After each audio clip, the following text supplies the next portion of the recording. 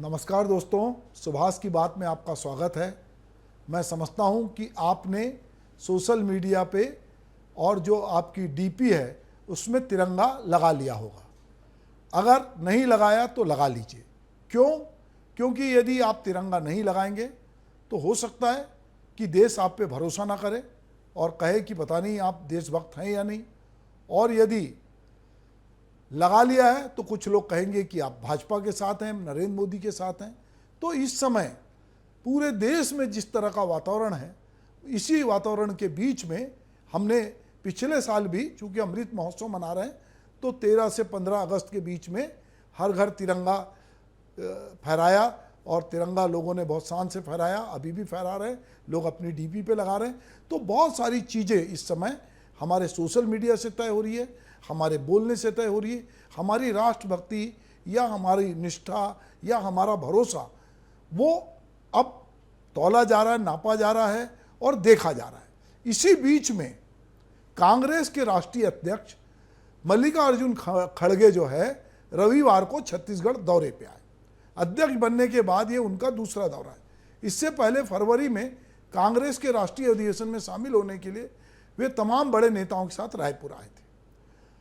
रविवार को खड़गे ने रायपुर की भूपेश सरकार की तारीफ की तो भाजपा पे निशाना साधा। उन्होंने भाजपा वालों के बारे में कहा कि 70 साल में क्या हुआ वो पूछते हैं। उन्होंने कहा बीते सालों में कांग्रेस ने कंपनी और इंफ्रास्ट्रक्चर खड़ा किया, लोगों को रोजगार दिया, जबकि भाजपा ने कांग्रेस की खड़ी की गई कंपनियों को बेचने का काम किया। ये बात तो थी कि सामने दिखाने वाली तस्वीर थी, लेकिन अब आपको बताते हैं कि खड़गे के दौरे का दूसरा लक्ष्य क्या था। पर इस बीच में हम उनके लक्ष्य की बात करें। खड़गे ने और बहुत सारी बात की। इस समय पूरे देश में कांग्रेस और विपक्ष मणिपुर की जरूर बात करता है और ये कहने से नहीं भूलता कि प्रधानमंत्री वहाँ गए नहीं, राहुल गांधी गए, बहुत सारे सांसद गए, पर प्रधानमंत्री नहीं गए और इसको लेकर संसद में बहस हुई। अब आते हैं हम छत्तीसगढ़ में खड़गे साहब के दौरे पे। दरअसल इस साल के अंत में छत्तीसगढ़ में विधानसभा और उसके बाद अगले साल लोकसभा के चुनाव होने हैं। तो खड़गे साहब जो हैं इस दौरे के जरिए बिलासपुर संभाग में मौजूदा 24 सीटों को साधने के लिए, वो एक प्रकार से उनकी यात्रा थी। इसी के चलते जो है खड़गे साहब ने जो जनसभा है, जो अनुसूचित जाति वर्ग बाहुल जो क्षेत्र है जांजगीर चांपा जिले में, वो कराई गई। आपकी जानकारी के लिए बता दूं कि बिलासपुर संभाग में कुल 8 जिले हैं, जिसमें गौरेला, पेंडा, मरवाई, जांजगीर चांपा, कोरबा, मुंगेली, रायगढ़, शक्ति, बिलासपुर, सारंगढ़, बिलाईगढ़, ये जिले हैं। यहाँ पर जो है इन जिलों में 4 सीटें अनुसूचित जाति वर्ग के लिए रिजर्व है। इतना नहीं, यहाँ पे एससी कैटेगरी के भी वोटर काफ़ी बड़ा वर्ग है। चूँकि मल्लिकार्जुन खड़गे कांग्रेस पार्टी के का वो सबसे बड़ा दलित चेहरा है, लिहाजा वो यहाँ पे वोटर का जो रुझान है उनकी ओर जाना तय है। इस क्षेत्र में मायावती की पार्टी बासपा भी पारंपरिक वोटर जो हैं उनके पहले से हैं और उन्हें जीत भी दिलाते आए हैं। लेकिन राष्ट्रीय स्तर पर बासपा की स्थिति कमजोरी का फायदा उठाकर छत्तीसगढ़ में कांग्रेस को लाभ मिलेगा, ये कहीं ना कहीं दिमाग में है। इसके अलावा यहाँ जो जनरल सीटों में भी जो एससी वर्ग के मतदाताओं की बड़ी संख्या है, लिहाजा कांग्रेस ने अपनी रणनीति के तहत ही राष्ट्रीय अध्यक्ष खड़गे जी को जनसभा के लिए चांपा जांजगीर में बुलाया और जनसभा कराई। खड़गे जी जो हैं वो प्रदेश के दौरे के बाद कांग्रेस जो है वो भाजपा पे काउंटर अटैक कर सकेगी, क्योंकि भाजपा के कई बड़े जो नेता हैं पिछले महीने प्रदेश का दौरा कर चुके। एक और बड़ी बात, पिछले 1 महीने में भाजपा के राष्ट्रीय नेताओं का यहाँ लगातार दौरा होता रहा है।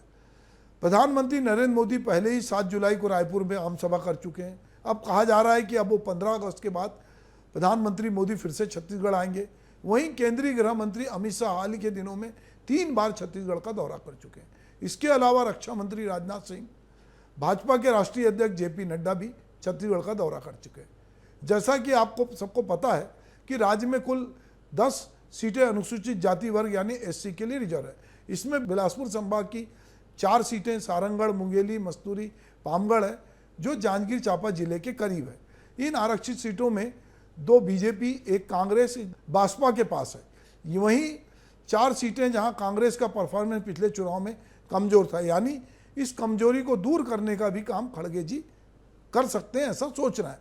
अभी एससी वर्ग के लिए आरक्षित 10 सीटों में 7 कांग्रेस के पास है, इसमें एक रायगढ़ जिले की है, बाकी जो 6 हैं वो अलग अलग जिलों में।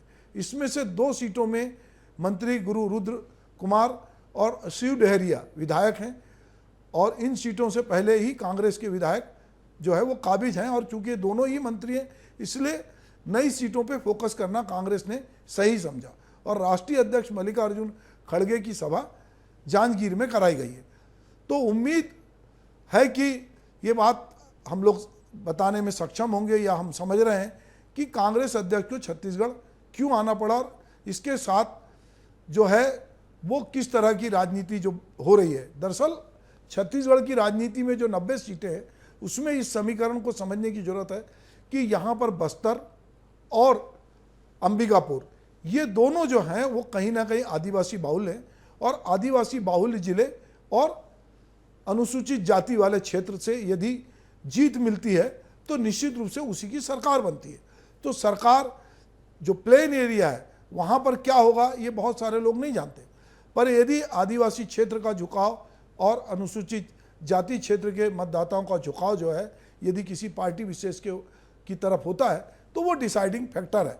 और यही वजह है कि राजनीतिक पार्टियां चाहे कोई भी हो, भाजपा ने तो अपने कैंडिडेट भी डिक्लेयर कर दिए, अब आम आदमी पार्टी भी जोर शोर से लगी है, और कांग्रेस और भाजपा जो कि मुख्य मुकाबला जिनके बीच है वो दोनों कहीं ना कहीं इस वोट बैंक को साधने में लगी है। यही वजह है कि छत्तीसगढ़ के मुख्यमंत्री लगातार सरगुजा के दौरे पे जा रहे हैं, उनके साथ टी.एस. सिंहदेव जो मुख्यमंत्री हैं वो भी हैं, बस्तर में लगातार दौरे हो रहे हैं, वहीं भाजपा के भी दौरे इन सारे क्षेत्रों में जो लगातार हैं, और कहीं ना कहीं छत्तीसगढ़ के वोटरों को साधने का एक तरीका है।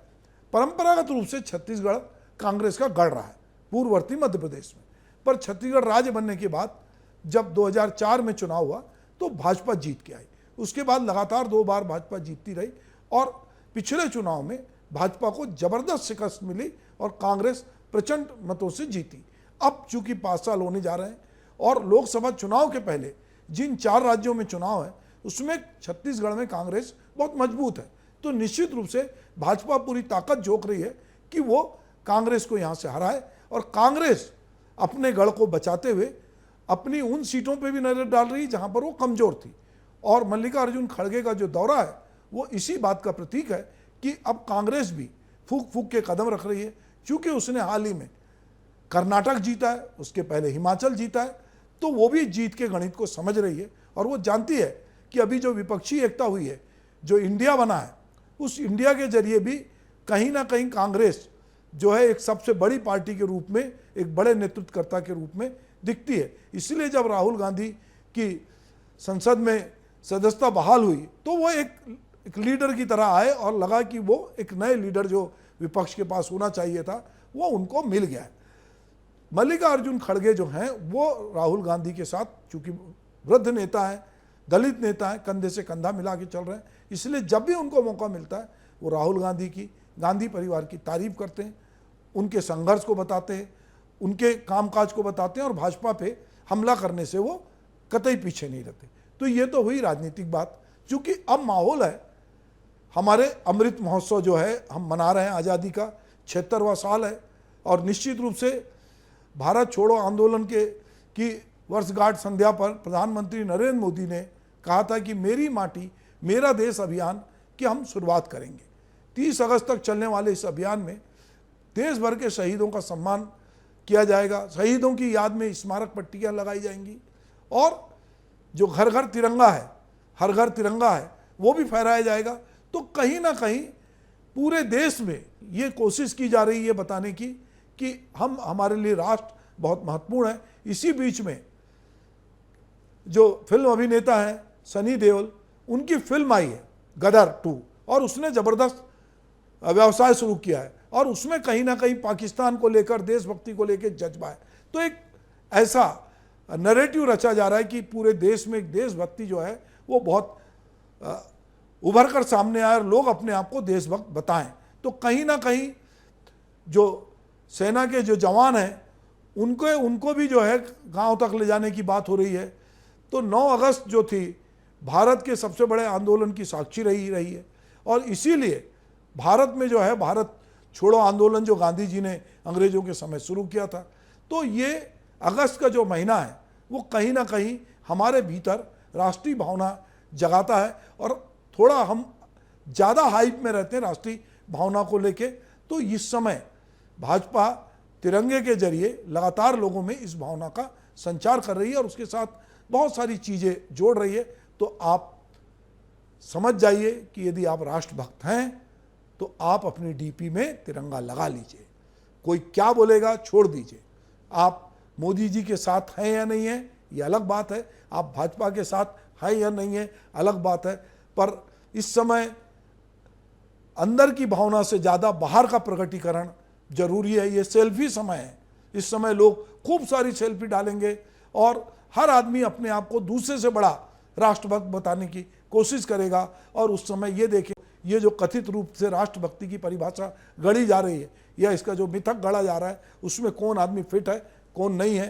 तो मैं आपसे कहूँगा कि आपके भीतर राष्ट्र की भावना है, आप राष्ट्र को प्रेम करते हैं, आप भाईचारे से रहना चाहते हैं, आपका संविधान में विश्वास है, आप तिरंगे झंडे का सम्मान करते हैं, तो आप जहाँ भी संभव हो तिरंगा जरूर फहराएं। तिरंगा हमारी आन बान शान का प्रतीक है और हमें इसे जरूर फहराना चाहिए। नमस्कार।